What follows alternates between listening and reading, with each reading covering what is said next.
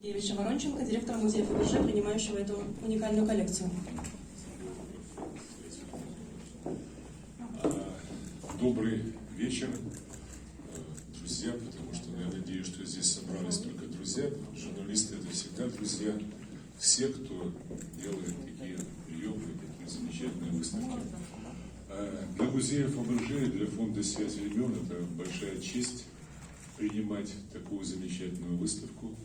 Это большая честь не только для нашего музея, это честь для Санкт-Петербурга и честь для России, потому что первый раз этот замечательный Гран-при, Женевский Гран-при приезжает в нашу страну, приезжает в наш любимый Петербург, приезжает именно Музей Фаберже.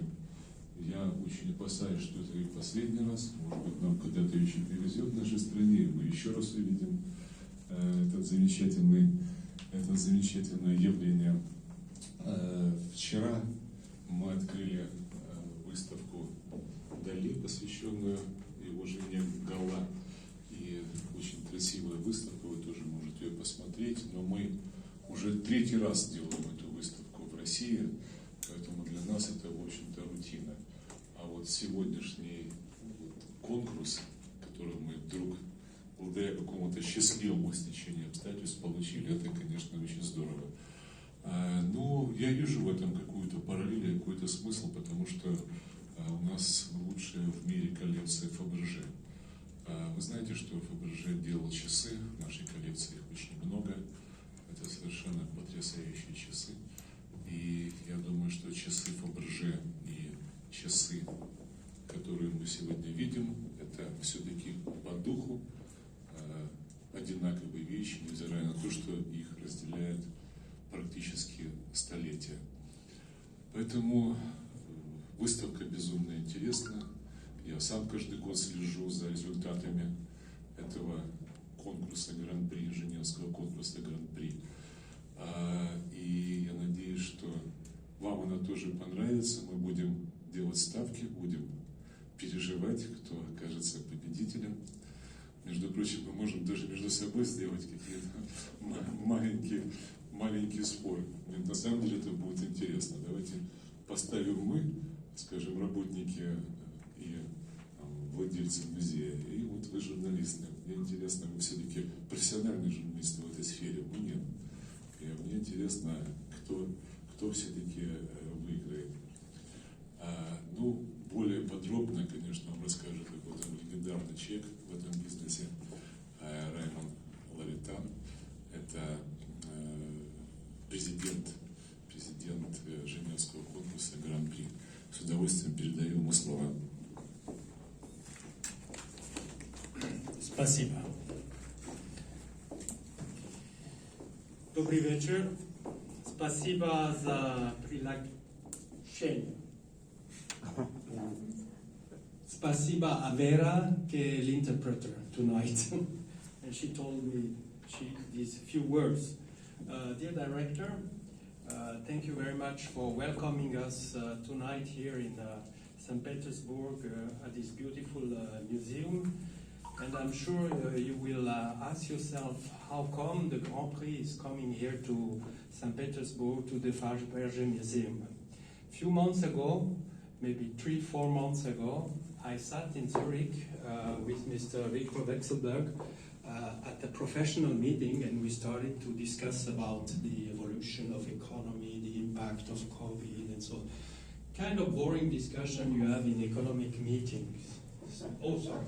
Господин директор, большое спасибо за приглашение на сегодняшнее мероприятие в стены Музея Фаберже. И, конечно, вы меня спросите, как получилось так, почему мы здесь оказались. Несколько месяцев назад я был в Цюрихе с господином Вексельбергом, и мы с ним решили обсудить текущую экономическую ситуацию. And suddenly we changed the topic. We started to talk about culture, about passion. And Mr. Wechselberg started to speak to me about the Faberge eggs and about this beautiful museum, and his eyes lit up. И затем мы сменили тему и решили поговорить о культуре. И господин Вильсельберг задал мне пару вопросов о коллекции Фаберже, Фаберже, которая представлена в этом музее. And then we had the great idea to join forces and to bring this exhibition of the watches of the Grand-pri of Geneva, d'horlogerie de Genève, to bring it in this museum, and we did it within a few months, within 2-3 months. And I remember, director, I sent you a first email. We were both skeptical, but very optimistic at the same time, and we did it. We're opening it today. И затем мы решили объединить усилия и предложили организовать в Музее Фаберже уникальную выставку часов, которую вы сейчас видите здесь, в этом зале. And by the way, there is another link with Switzerland and Faberge. Since the beginning of the last century, the Faberge family moved out and went to Germany and to Switzerland, and they lived there. And René Faberge died very close to Geneva in 1920. So it's not by chance that we are here, but there is a strong link. Let me make 3 short points. И в начале 20 века семья Фаберже уехала за границу, в Германию, и с ними связь пропала. И сейчас я вам хочу рассказать несколько слов. I will say a few words about the history, but you can read everything in the brochure. You can have here in English. I will say something about the selection process, and at the end about this edition 2021. И много информации о коллекции часов, представленной в этом зале, содержится в брошюре. Она издана на английском языке. И сейчас я вам расскажу о том, как проходил отбор экземпляров часов для этой коллекции. But before, I would like to introduce shortly my 2 colleagues. First of all, Karine Maillard, she's the CEO of the Grand-pri d'horlogerie de Genève, and Valérie Bosca, she's the Chief Information Officer. And do not hesitate after the press conference or later on tonight to contact them to get more precise information. И я хочу представить вам моих 2 коллег.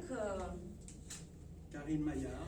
Карин Майя, она директор фонда Женевского Гран-при, и Валерий Боска. Валерий Боска, он является обозревателем. Валерий Боска, она является обозревателем. Okay. Just a few words about the past. This year we are 20 years old, which is an anniversary which we should celebrate. And now, for 20 years, the Grand-pri d'horlogerie de Genève has been highlighting and saluting contemporary watchmaking excellence through this internationally recognized competition culminating in the November Awards ceremony, and this year it's going to be November 4th. И в этом году мы отмечаем, фонд Женевского Гран-при отмечает свой 20-летний юбилей, и мы занимаемся современным высоким часовым искусством, и в ноябре обычно мы устраиваем конкурс часов.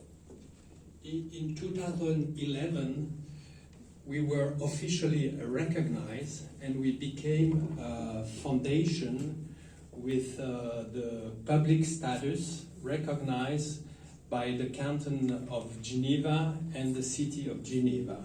So we became a Swiss foundation by Swiss law. И в 2011 году наш фонд был официально признан, но мы получили общественный статус в Женевском кантоне. And in 2020, we took a decision which is for me a change of paradigm, since we created a watch academy with today, 21, over 500 academicians throughout the world coming from the 5 continents. И в 2020 году мы создали часовую академию, в которой были задействованы 500 специалистов в сфере часового искусства со всего мира. And this creation of a Watch Academy changed the whole selection process, and this is my second point. И основной концепцией Академии стал тот факт, что процесс отбора экземпляров часов кардинально поменялся. Because at each level of the selection process, the 500 members are involved. First of all, in the number of watches we want to consider, then in the selection of the nominees, and finally, in the final jury, in the selection of the laureates. И на каждой стадии процесса отбора часов-номинантов все 500 специалистов принимали активное участие. And this somehow recognizes the universality of this prize. So it's not a Swiss prize; it's a Swiss-based prize, but it's an international prize. It recognizes the universality of this prize, but it also recognizes the neutrality and independence of this prize. И это лишний раз доказало универсальный характер этой премии. At the moment, we have, I think, 5 Russian academicians. One of them is among us. It's Evgeny Pai. Evgeny is here, and later on is going to present the watch. And we would be very happy to get more Russian Academy in our club in order to enhance our presence here in Russia. И в работе нашей академии также принимают участие 5 российских специалистов. Один из них среди нас, Евгений Пай. И я надеюсь, что мы будем продолжать активное сотрудничество. Yes. Actually, it's not the first time that we are here in Russia. We were last time presenting the laureates, the 14 laureates, in 2012 at the residence of the Swiss embassy in Moscow. Это наш не первый визит в Россию, и в 2014 году мы представляли лауреатов в швейцарском посольстве в Москве. And the proof that we are international is the fact that already in 2018, one of your watchmaker won a prize, the Audacity Prize, with the watch called Clown, and the watchmaker is Konstantin Sharikrin, who presented for this year again another watch. И в 2018 году российский часовой мастер выиграл премию за свои часы под названием «Клоун». So respecting the neutrality principle, I still wish him good luck.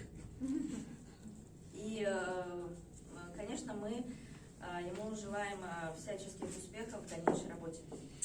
For this year, it's something special. We have this exhibition of the 84 nominees. But in addition, in November, we will present, on the occasion of our 20th anniversary, a special exhibition, and I invite you to come to Geneva to admire this exhibition. We're going to present a retrospective of the 20 winners of the Aiguille d'Or du Grand-Prix, which is actually the first prize. So the 20 watches will be presented there, in addition to our regular annual exhibition like this one. В сегодняшней выставке принимают участие 84 часов-номинантов, и 20 из них получат премию. Уже в ноябре будет организована специальная выставка в Женеве, и мы вас приглашаем принять в ней участие. Due to the COVID situation, we had to readjust a little bit our international roadshow.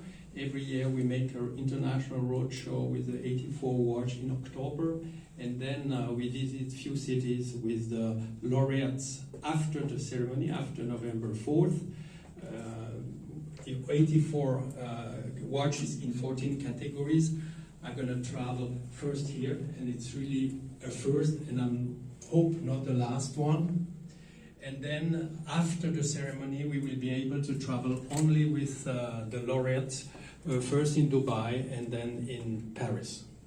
И, конечно, в условиях пандемии, пандемия накладывает определенные ограничения на нашу работу. И, как я уже говорил, в ноябре будет выставка в Женеве, затем мы планируем выставляться в Дубае, а затем в Париже.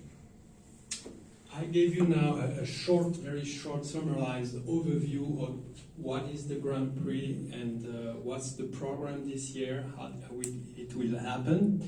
I just want to conclude, I made a link at the beginning between Faberge and Switzerland.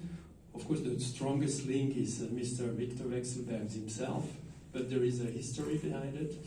And I want to make a little link also with the Dali exhibition, which you can admire in other rooms. One painting of Dali is not here today, I know, but it's so-called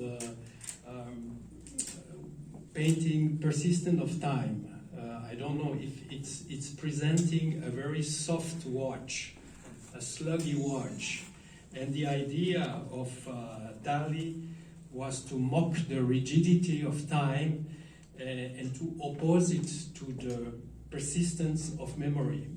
And the Grand-Prix is also very short-lived, so it's no time because it's only 1 year, and every year we have to renew the collection. So it's very short-lived, but on the other hand, it presents the persistence of the watch art, of the watch business, of the watch innovation, of what brings all the grandeur, the big, I think, exceptional quality of watchmaking, which is today not only giving the time, because if you need the time, you have other means, you have your handphone and so on, but it represents other values that we should respect and we should also promote. Thank you for your attention, and we are ready to take your questions. И я вкратце вам рассказал о нашем фонде Женевского Гран-при. Также я рассказал о связи коллекции паскальных лиц Фаберже с семьей Вексельбергов. Также это очень замечательно, что здесь сейчас проходит выставка Сальвадора Дали. Но если я не ошибаюсь, нет одной картины. Это время течет, да, если я не ошибаюсь. И, в принципе, большое спасибо за внимание. I know it's difficult to translate because I'm improvising. But now I give the floor to Evgen, if you want to present some of the main pieces of the collection, respecting neutrality. Я сейчас хочу передать слово Евгению, который вам расскажет об основных экземплярах часов, представленных в данной коллекции.